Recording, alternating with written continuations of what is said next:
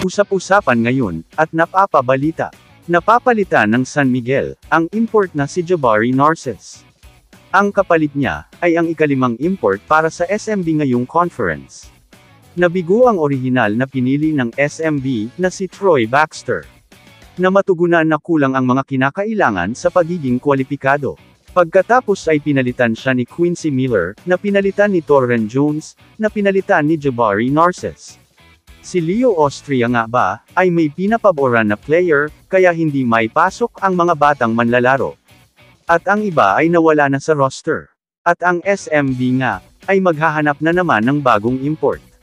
Pwede kaya itong magdulot ng malalaking pagbabago sa kanilang koponan. Masasabing nadala, ng import saga na naranasan ng San Miguel noong Governor's Cup. Dahil nagpapagaling pa si Benny Boatwright mula sa isang pinsala sa Achilles. Sinubukan na ng koponan ang 3 import, at posibleng higit pa. Dahil sa kanilang mga kasalukuyang pakikibaka. Matapos ang magkasunod na pagkatalo sa Hong Kong Eastern, at Barangay Ginebra. Nanatiling walang panalo ang San Miguel, sa 2 laro sa ilalim ng kanilang ikatlong import, na si Jabari Narcisse. Sa mga outing na iyon, nag-post si Narcisse ng mga average na 22.2 points, 10 rebounds, at 1 assist kada laro. Ang kapansin-pansin ay ang kanyang net plus-minus na -22.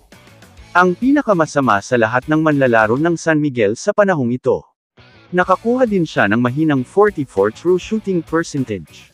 Mas mababa sa inaasahan para sa isang import. Sa kanilang pinakahuling laro ng East Asia Super League o EASL, laban sa Hiroshima Dragonflies.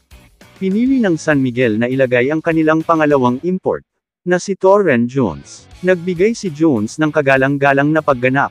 Nagtapos na may 24 puntos. At 13 na rebounds, sa 45% mula sa field. Kamusta mga idol? Sports Zone PH, para sa sports news and update. Kung bago ka pa lamang dito sa channel ko, pindutin mo na ang subscribe button at notification bell, para lagi kang update sa mga sports news.